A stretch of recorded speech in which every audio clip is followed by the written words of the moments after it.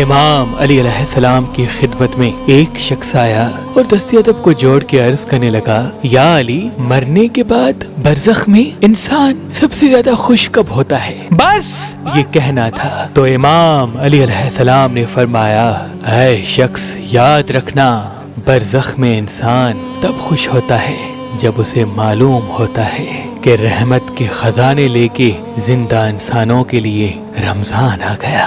رمضان کے مہینے میں مرے ہوئے لوگ زندہ لوگوں کی طرف دیکھ کے بار بار کہتے رہتے ہیں کہ اے اللہ کے بندو، اللہ نے تمہیں موقع دیا ہے۔ یہ وہ مبارک مہینہ ہے جس کو ہم نے نہیں سمجھا، اس کی قدر سے واقف آج ہم ہوئے ہیں۔ اس میں ایک نیکی کا ثواب 1000 نیکیوں سے افضل ہے۔ اس مہینے میں ایک سجدے کا ثواب 1000 سجدوں سے افضل ہے۔ وہ جو لوگ زندہ ہیں انہیں کہتے رہتے ہیں کہ اس مہینے کی برکت کو پہچانو، اور پھر چیخنے لگتے ہیں۔ تو اس شخص نے کہا، یا علی، مردہ لوگ چیخنے کیوں لگتے ہیں؟ امام علی علیہ السلام نے فرمایا، وہ فریاد کرتے ہیں مرے ہوئے انسان کے جو رشتہ دار یا دوست زمین پہ زندگی بسر کر رہے ہوتے ہیں، ان کو دیکھ کے یہ کہتے رہتے ہیں کہ ہماری قضا نمازیں پڑھو، ہمارے لیے نیکیاں کرو، ہماری نیت سے قرآن پڑھ کر ہمیں ہدیہ کرو، غریبوں کو کھانا کھلا کر اس کا ثواب ہمیں ہدیہ کرو۔ وہ کہتے ہیں کہ زندگی میں